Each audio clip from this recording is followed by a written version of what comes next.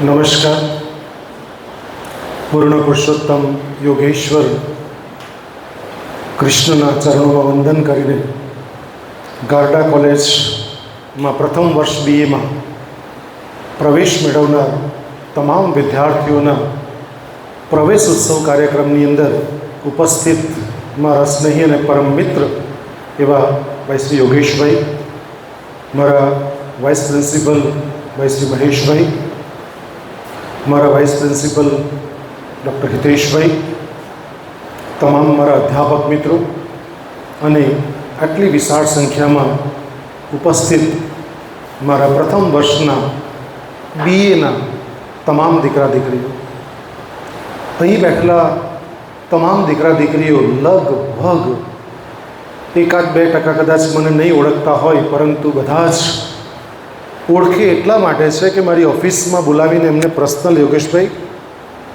વિષય કયો લેવો એમને મેં ચોઈસ આપી અને જે મારા દીકરા દીકરીએ કહ્યું કે સર અમારે આ વિષય ભણવો છે અને વિષય આપ્યો છે. ક્યાંક કોઈ વિષયની અંદર આપણું ફૂલ થઈ ગયું તો બીજા કોઈ વિષય પણ લેવા માટે મોટિવેટ કર્યા છે. અને કદાચ ગુજરાત અને દક્ષિણ ગુજરાતની એકમાત્ર એવી સંસ્થા હશે કે જે વિદ્યાર્થીઓને આટલી વિશાળ ચોઈસ આપે છે કે 7 વિષયમાંથી તારે જે વિષય લેવો હોય તે લઈ શકે છે.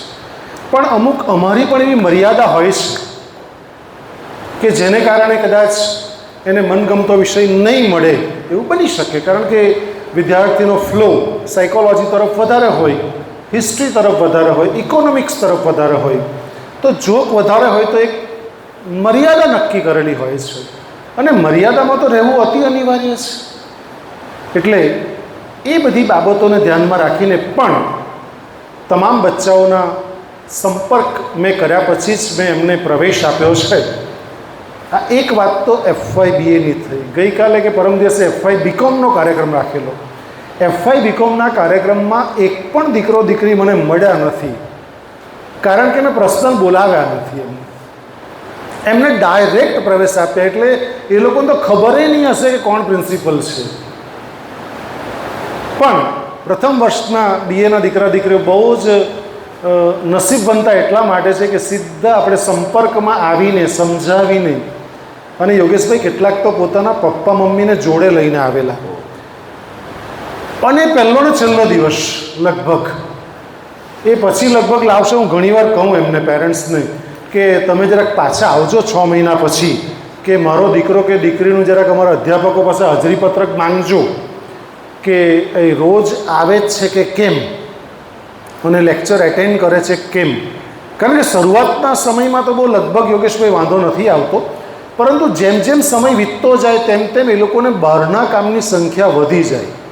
અમે ઘણીવાર 1:30-2 વાગે નીકળતા હોય કે 3 વાગે નીકળતા, તો પણ કોલેજના દીકરા દીકરીઓ અહીંયા કોઈ કામમાં વ્યસ્ત હોય, એ લોકોને બીજું કોઈ કામ મિટિંગ ને એવું બધું હોય તો લોકો વ્યસ્ત હોય, એટલે પછી વ્યસ્તતા વધી જાય એટલે ક્લાસમાં નહીં હોય. એટલે કોલેજમાં 2 પ્રકારના મુખ્ય વિદ્યાર્થીઓ. યોગેશભાઈ પણ આ જ કોલેજમાં ભણ્યા છે. એકવાર જોરદાર તાળી યોગેશભાઈ માટે પડેલી. એમણે પણ સાયન્સ BSc આ કોલેજમાંથી કર્યું છે. અને વર્ષો પહેલાં જે કોલેજ હતી એ ગારડા કોલેજ જ આર્ટ્સ એન્ડ સાયન્સ હતી. સાયન્સ તો પછી છૂટી પડી, પણ આર્ટ્સ એન્ડ સાયન્સ ચાલતી પહેલાં. પછી કોમર્સ 1962માં એડ થયું. પણ યોગેશભાઈ પણ આ જ કોલેજના વિદ્યાર્થી, હું પણ આ જ કોલેજનો વિદ્યાર્થી, હિતેશભાઈ પણ આ જ કોલેજના વિદ્યાર્થી. એટલે એવી પરંપરા રહી છે કે અહીંયા અમે આવીએ ને એટલે અમને બહુ જ ગમે.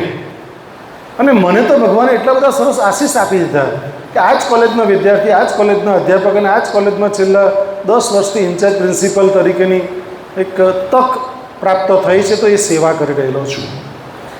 મિત્રો, તમારો પ્રવેશ ઉત્સવ એ અદ્વિતીય છે. એટલા માટે અદ્વિતીય છે કે બને ત્યાં બહુ ઓછી રેર કોલેજ હશે ગુજરાતની કે સ્કૂલોમાં તો પ્રવેશ ઉત્સવ યોગેશભાઈ યોજાય છે અને તેમાં મંત્રી નક્કી જ હોય, કલેક્ટર કે DSP કે બધા લોકો નક્કી હોય, લિસ્ટ આપી દીધેલું હોય કે તમારી સ્કૂલમાં, ગુજરાતી સ્કૂલમાં આ લોકો આવશે, પ્રવેશ ઉત્સવ કરશે.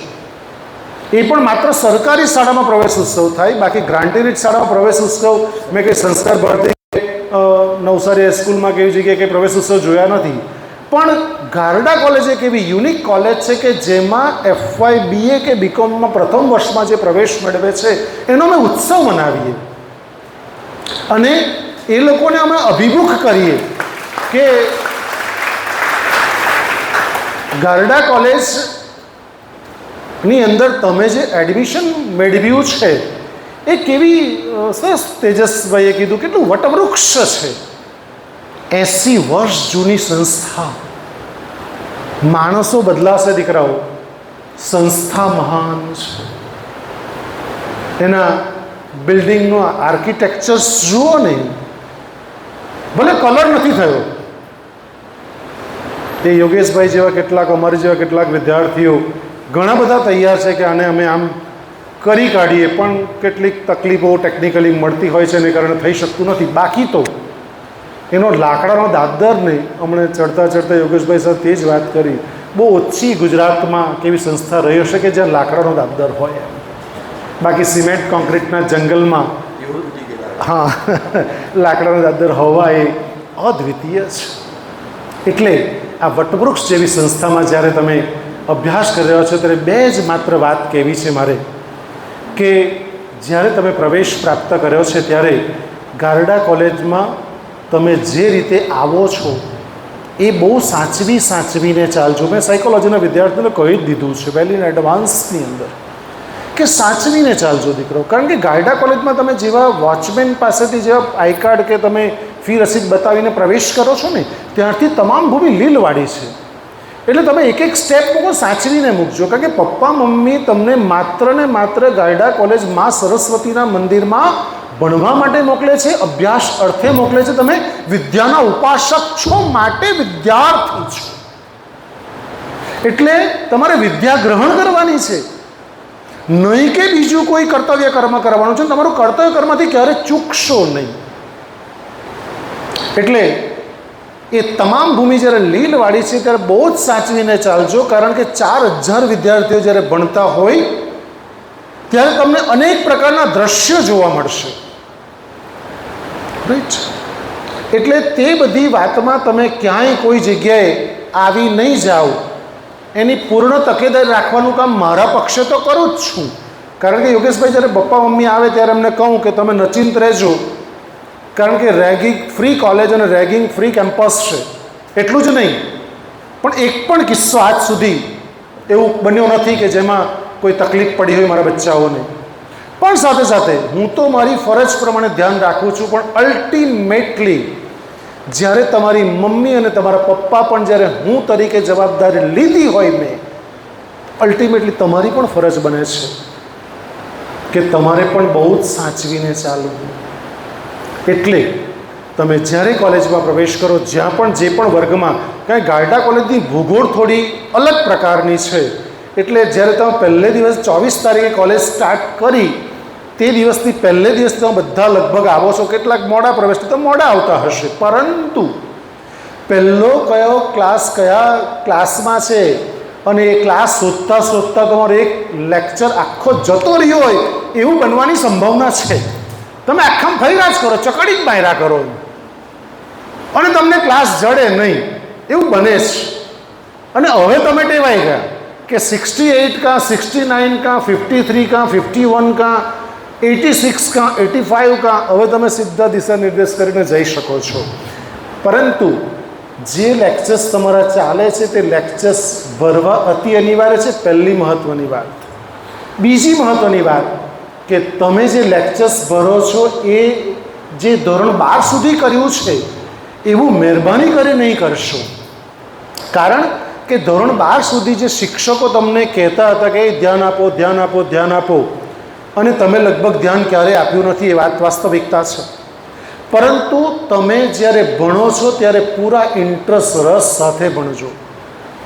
જે પણ શિક્ષક તમને ભણાવે છે એનો પરિચય તમને કેટલાકનો થયો હશે, કેટલાકનો નહીં થયો હોય તો તમને કરાવશે જ, પણ પૂર્ણપણે ઇન્ટરેસ્ટ રાખીને ભણજો. તમને કોઈ પણ બાબતમાં સમજણ નહીં પડે, કોઈ પણ વિષયમાં, કોઈ પણ મુદ્દામાં સમજણ નહીં પડે તો તમારે તરત જ મેડમ કે સર હોય તેમને પૂછી લેવું, પૂરી રિસ્પેક્ટ સાથે સમજાવશે.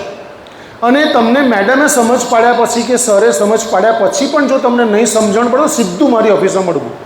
મારી પાસે બધા જ પ્રશ્નોના સોલ્યુશન્સ છે, તમારે જરાય ચિંતા નહીં કરવી. પણ અહીં માત્ર ને માત્ર ભણવા આવવાનું છે. તમારે કોઈ બુક્સની તકલીફ હોય, તમારે ફીસની તકલીફ હોય, તમારે કોઈ પણ જાતની તકલીફ હોય, સીધો મારો ઓફિસનો સંપર્ક કરવો, કોઈ પણ જાતની પરમિશન લીધા વગર.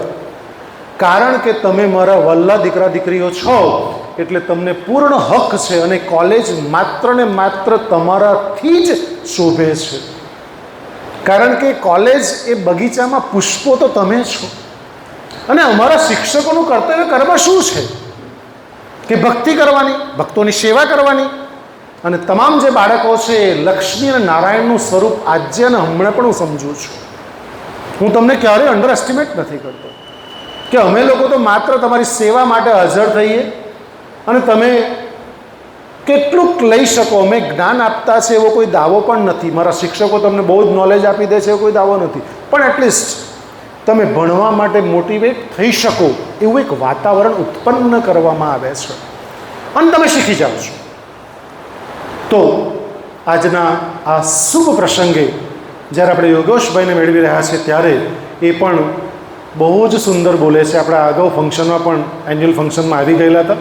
એ પણ બહુ જ અભ્યાસ સાથે આવે છે, બહુ જ સુંદર રજૂઆત કરે, તમને બહુ જ ગમશે. એમ તમને એવું થશે કે હજી સર બોલ્યા કરે.